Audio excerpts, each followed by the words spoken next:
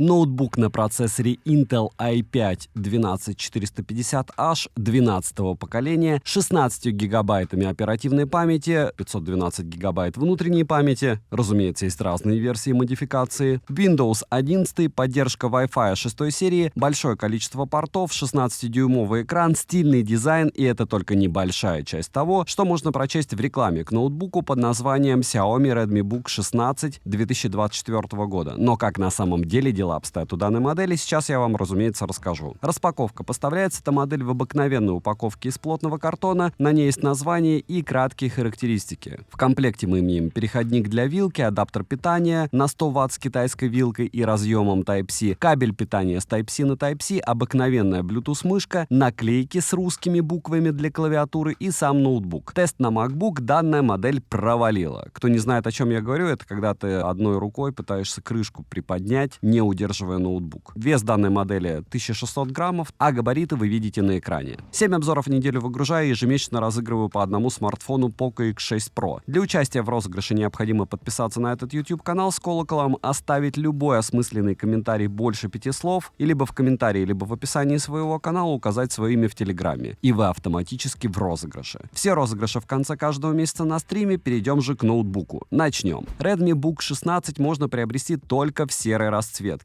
Дизайн ноутбука минималистичный, внешняя часть корпуса, где установлен экран, выполнена из металла, как и торцы и область, где находится клавиатура и тачпад. Качество материалов неплохое, да и собрана модель в принципе хорошо. На корпусе расположили зеркальную надпись Redmi с тиснением, ножки с антискользящим эффектом, выступ для удобного открытия крышки с экраном, а по интерфейсам мы имеем на правом торце USB-A версии 2.0, USB-A версии 3.2 Gen 1, с левого же торца расположили один многофункциональный Type-C 3.2 Gen 2, USB-A версии 3.2 Gen 1, HDMI версии 2.1 и мини-джек на 3,5 мм. Предохранительного замка нет, как нет картридера, что расстраивает. Минус за то, что установлен всего один Type-C разъем, могли бы с правой стороны к двум USB-A портам докинуть еще один Type-C. Далее, клавиатура без цифрового блока, но не с урезанными стрелочками управления курсора. Подсветка двухуровневая, работает она хорошо, яркости подсветки достаточно для того, чтобы использовать клавиатуру в плохо освещенной локации. При этом подсветка не мешает. Ход клавиш хороший, плюс за то, что тачпад не сместили ближе к левой части корпуса, а расположили по центру. Его размеры 125 на 82 мм. Реализован тачпад неплохо, но у него двойное дно, и при нажатии ощущается один основной щелчок и второй щелчок, который является прикосновением двух деталей. В более качественных тачпадах подобного нет. При этом в использовании он удобный. Область большая, и палец скользит по матовому покрытию хорошо. Далее, система безопасности оснащена встроенным сканером отпечатков пальцев. Работает данная функция неплохо, но вот функции распознавания лиц не завезли. Веб-камера поддерживает разрешение 1080p, для видеозвонков ее достаточно, что можно сказать и про встроенные 4 микрофона. Механической или системной шторки приватности здесь нет. Для вывода звука используются два стереодинамика по 2 Вт с поддержкой технологии Dolby Atmos. Настроить звучание под свои предпочтения возможность есть. Качество звука неплохое. Для просмотра видео, фильмов, для серфинга в интернете подобных динамиков в принципе достаточно. Летим дальше. Ноутбук оснащен IPS-дисплеем с диагональю в 16 дюймов, разрешением Full HD 1920 на 1080 пикселей и соотношением сторон 16 к 10, поддержкой технологии Dolby Vision и частотой обновления экрана до 60 Гц. Яркость по моим тестам на 100% в среднем 280 люксов, что для данного типа экрана в целом стандартно. Крышка с экраном откидывается на 180 градусов, что, как по мне, не особо актуально для 16-дюймового экрана, но с другой стороны для кого-то будет полезным. Также хорошо, что экран автоматически включается и гаснет при открытии и закрытии крышки с экраном, рамки не громадные, подсветка в целом равномерная. Искажение цвета под разными углами практически незаметное. Углы обзора в пределах нормы. Цветопередача обыкновенная, как для данной ценовой категории с таким типом экрана. Перейдем к железу. Процессор здесь установлен Intel i5-12450H 12-го поколения. 8 ядер, 12 потоков и базовая частота 2 ГГц и 4,4 ГГц в разгоне. Кэш третьего уровня 12 МБ, за графику отвечает интегрированный видеочип Intel UHD Graphics, система охлаждения реализована за счет двух вентиляторов и двух медных трубок. Вывод воздуха осуществляется с тыльной части ноутбука. Данного охлаждения достаточно при повседневном использовании, офисной работе или тому подобному, но не больше.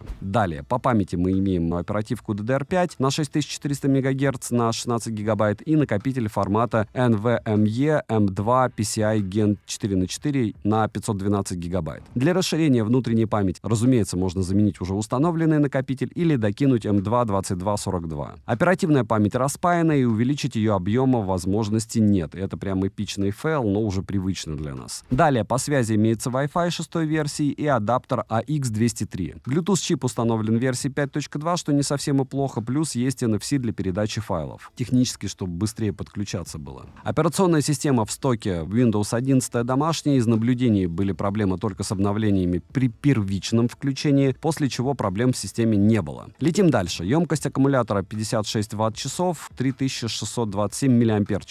Отмечу, что места под крышкой достаточно для более емкого аккумулятора, но его здесь нет. Полный цикл зарядки от родного адаптера питания 100 Вт у меня занимает в среднем 1 час 30 минут. В PC-марке в тесте Modern Office ноутбук выдал результат 6 часов 36 минут, что в целом ожидаемый результат. При просмотре видео ноутбук живет приблизительно также 6 часов. В тесте PC-Mark Gaming ноутбук выдал 1 час 51 минуту. Сколько он показывает FPS в разных играх, вы видите на экране. Это не игровой ноутбук, ожидать от него сверхпроизводительности однозначно не стоит. За 1 час в игре Super Animal Royale уходит в среднем 22% заряда. Counter-Strike 2 ноутбук запускает с трудом, на минимальных настройках за 1 час уходит в среднем 35% заряда. Играть некомфортно, но можно. При подключенном питании ноутбук работает более стабильно, вследствие чего меньше проскакивают просадки FPS. Я бы его не использовал для подобных игр, как CS2. Максимум какие-то казуальные игры или что-то подобное, как Animal Royale. Перейдем к тестам. PC-Mark Extended общая оценка 4297, в Geekbench 6 OpenCL Score 8372, Vulkan Score 10352, Single Core выдает 1473, в мультикоре 7066, в Crystal Disk Mark Disk C чтение 3901 мегабайт в секунду и запись 2959 мегабайт в секунду. Disk D чтение 3954 мегабайт в секунду и запись 2856 мегабайт в секунду, что очень хороший результат. Cinebench R23 выдал в многоядерном тесте 5949 PTS и в одноядерном 706 PTS. Минусы: нет второго Type-C, могут быть проблемы с установкой обновлений. Цену можете посмотреть по ссылке в описании к видео. Не забудьте подписаться на телеграм-канал скидок, взаимопомощи и мой личный телеграм-канал по ссылкам в описании. Там много всего полезного. И вы этим очень сильно поможете проекту. Если вам интересно, чтобы я покупал такие ноутбуки и делал на них обзоры, пишем в комментариях. Или если вам интересна какая-то другая железка, тоже пишем. Постараюсь приобрести и рассказать. Резюмирую. Xiaomi Redmi Book 16 2024 года хороший выбор. Единственный минус для меня — это отсутствие второго Type-C. С учетом стоимости и характеристик для работы, для дома и не только, эта модель достойна вашего внимания. От меня девайсу однозначно да. Подписывайтесь на канал с колоколом. Добра и удачи вам, дорогие друзья.